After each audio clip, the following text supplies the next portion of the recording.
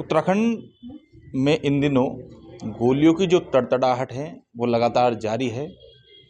15 से 16 दिनों में लगातार एक के बाद एक हत्याकांड सामने आ रहे हैं और एक बार फिर एक मामला थमा नहीं था कि दूसरा मामला आज सुबह तड़के 10:30 बजे राजपुर रोड, जो राजधानी देहरादून का पोर्ट्स एरिया कहा जाता है, वहाँ पर एक सिल्वर सिटी है, वहाँ पर एक विक्रम शर्मा नामक व्यक्ति की गोली मारकर हत्या कर दी जाती है।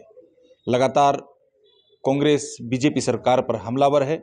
इसी क्रम में हमारे साथ कांग्रेस के प्रदेश अध्यक्ष गणेश गोदियाल साहब हमारे साथ मौजूद हैं। सर, किस तरीके से देखते हैं, राजपुर रोड एक रूटीन का चलने वाला क्षेत्र है और पोर्ट्स इलाका है। सुबह के समय जिम से निकलते हुए एक कारोबारी पर गोलियां चल जाती है और हत्या कर दी जाती है। कि प्रदेश की हालत बहुत ही बदतर हो गई है, क्योंकि प्रदेश की सत्ता में बैठी हुई जो सरकार है उसका ध्यान सिर्फ अपने निजी हितों पर लगा हुआ है। जनता के प्रति उनकी जवाबदेही को बिल्कुल समझते नहीं हैं और पुलिस महकमा जिसके ऊपर की कानून और व्यवस्था स्थापित करने की जिम्मेदारी होती है, वो लोग मुख्यमंत्री और मंत्रीगणों के और सरकार के निजी कर्मचारी के रूप में काम कर रहे हैं। इसलिए इस प्रदेश की ये हालत हुई है। बहुत ही दुर्भाग्यपूर्ण है कि एक महीने में 5 हत्याएं इस राजधानी क्षेत्र में हो गई हैं और इसके अलावा बतेरी जगहों पर जो लिव एंड रिलेशनशिप के कारण जो विवाद पैदा हुए उनमें भी लोगों की जानें गई हैं। कल हल्द्वानी में इस प्रकार की घटना घटी, परसों देहरादून में भी एक घटना इस प्रकार की घटी और हत्याओं का तो इस प्रदेश से बिल्कुल पूरा प्रदेश छलनी हो गया है। मैं इस बात की चिंता मुझे है कि आज जो प्रकरण हुआ, मैंने सुना कि जो व्यक्ति मारा गया उसका भी एक लंबा आपराधिक इतिहास रहा और वो दूसरे प्रदेश के निवासी हैं, जिनको कि खनन का काम इस प्रदेश में मिला, जिनको कि क्रशर चलाने की परमिशन इस प्रदेश में मिली।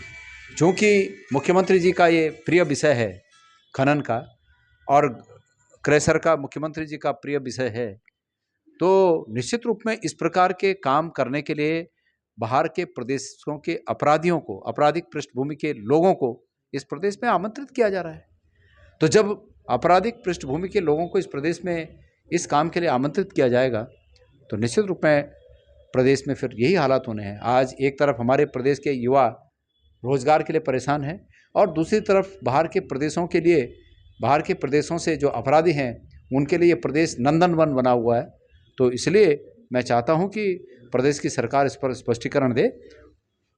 ये परसों की घटना है, एक परेड ग्राउंड के पास एक व्यक्ति को गोली मारी गई, वो हताहत हुए और शाम को पूरा मंत्रिमंडल फिल्म देख रहा है थिएटर में जाके। क्या है ये सब?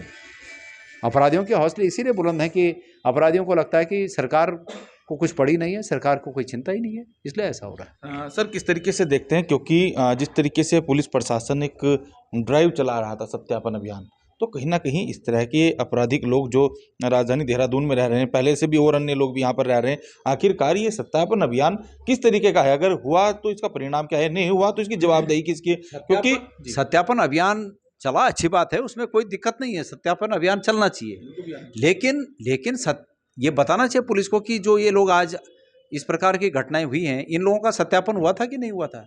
जो अपराधी यहाँ पर क्रशर चला रहे हैं उनका सत्यापन हुआ था कि नहीं हुआ था? जो ये इस प्रकार के आपराधिक गतिविधि वाले लोग जो व्यापार कर रहे हैं इस प्रदेश में आकर, उनका सत्यापन हुआ है कि नहीं हुआ है?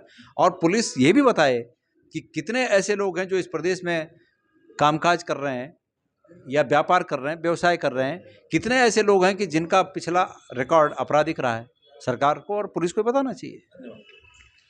गोदियाल साहब हमारे साथ मौजूद थे, जिन्होंने साफ तौर पर कहा है कि जिस तरीके से प्रदेश के हालात हैं ये वास्तव में चिंताजनक है। सरकार, शासन प्रशासन सोया हुआ है, तो कहीं बहुत सारे सवाल भी खड़े हो रहे हैं कि आखिरकार जो ड्राइव चलाई गई थी सत्यापन की, आखिरकार उसका परिणाम हुआ क्या? क्योंकि जिस तरीके से सत्यापन लोगों ने किया है तो उसका क्या परिणाम देखने को मिला? जिस तरीके से आज एक कारोबारी की हत्या हो जाती है तो कहीं ना कहीं पुलिस की जो कार्यशैली है उस पर लाजमी सवाल खड़े होना लाजमी है। कैमरा पर्सन हर्ष सुनियाल के साथ ही थे त्यागी, इंडिया वॉइस, देहरादून।